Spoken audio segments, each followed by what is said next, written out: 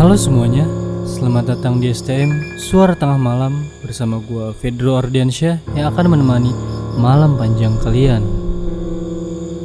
Kali ini gua akan membacakan sebuah kisah yang berjudul Jaga Malam di Mall yang Penuh Hantu, yang ditulis oleh Mas Jai atau @jaichoholik yang diupload di Twitter. So, tanpa basa-basi lagi, langsung aja kita masuk ke inti ceritanya. Check this out.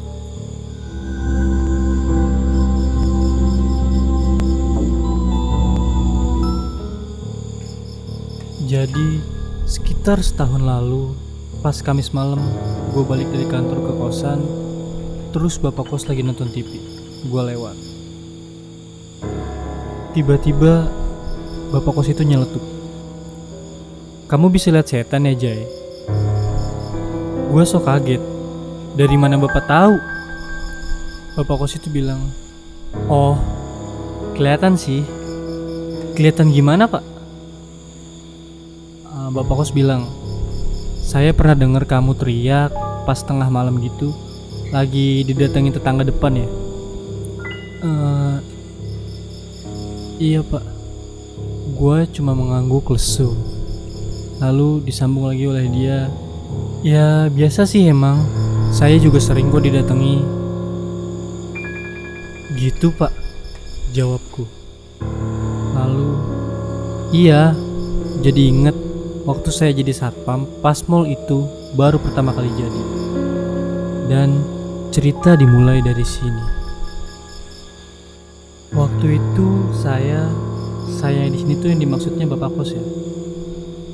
Waktu itu saya lagi jaga malam dan baru ngeh kalau malam itu malam satu suro. Ya saya sih santai aja, toh udah biasa. Yang jaga memang banyak, tapi dibagi per section.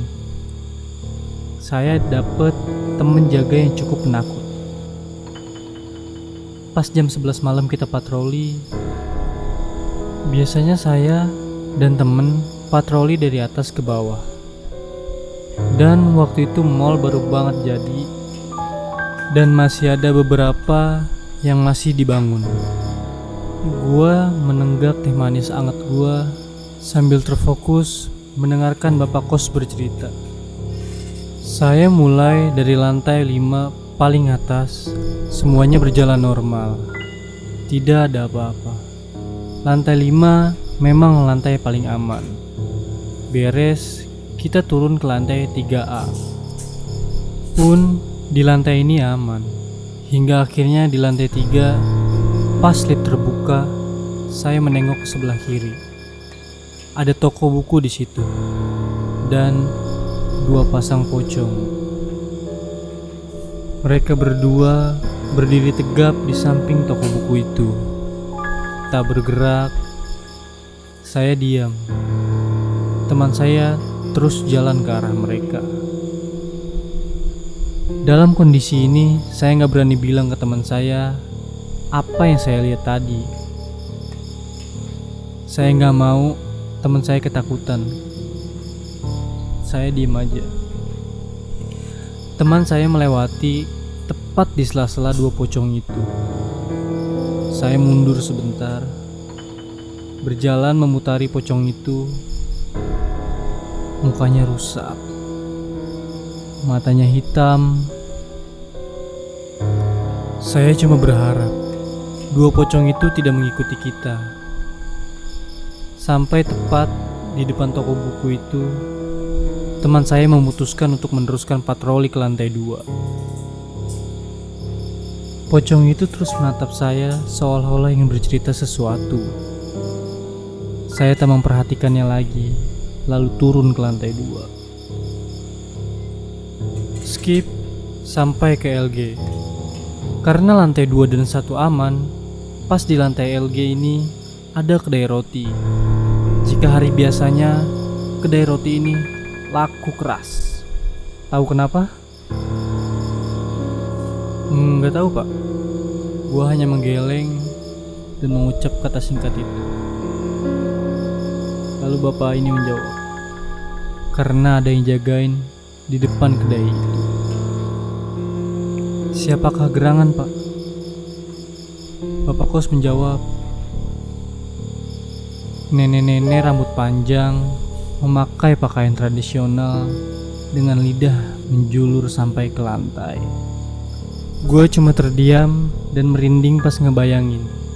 Sampai akhirnya gue tahu wujud nenek-nenek ini di depan mata gue sendiri pas gue mengunjungi tempat yang dimaksud. Ya, saya sih tetap gak mau cerita ke teman saya.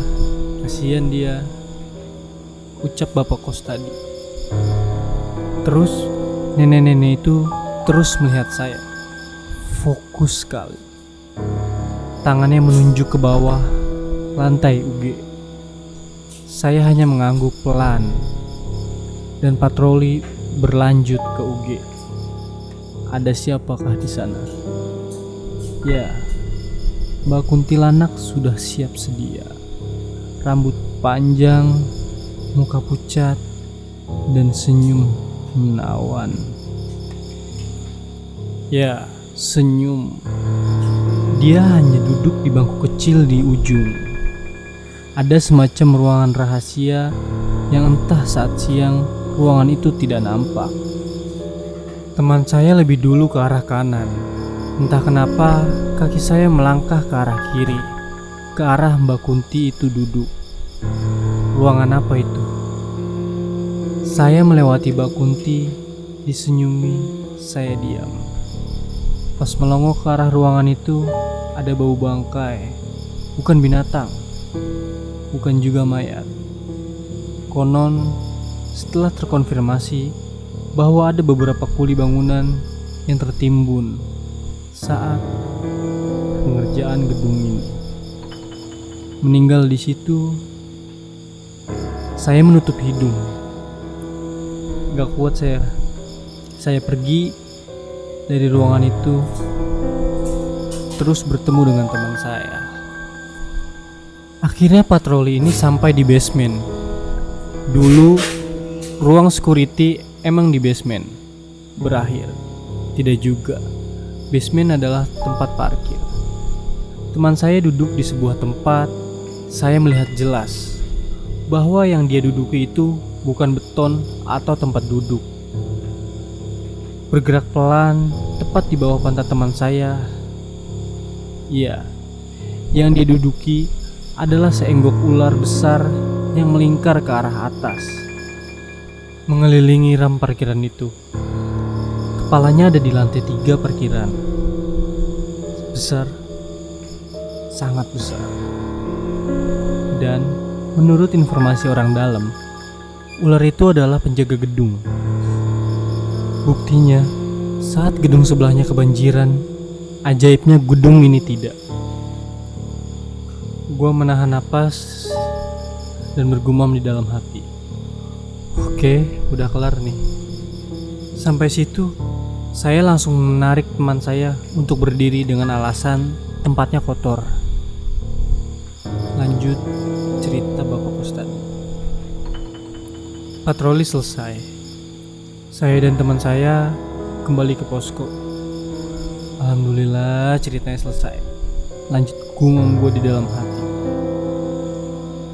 Jam 2 pagi, saya ke gedung sebelah. Gedungnya terkonek, jadi enak jalannya. Niatnya sih, saya cuma mau menikmati udara segar Jakarta. Depannya kan ada pemandangan bagus. Saya duduk menghadap ke jalan raya, saya ambil handphone, dan merekam pemandangan itu. Pada satu titik, ada orang. Bukan orang. Makhluk besar yang lewat di depan layar HP saya. Besar dan berkepala burung Garuda. Orang pasti gak percaya. Saya pun tidak. Pas saya turunkan HP, makhluk itu gak nampak. HP saya naikkan lagi, nongol lagi. Makhluk itu mengelilingi jalan hingga ada kereta kencana yang datang dari sisi utara. Kemudian menghilang ke arah gedung yang baru saya patroli.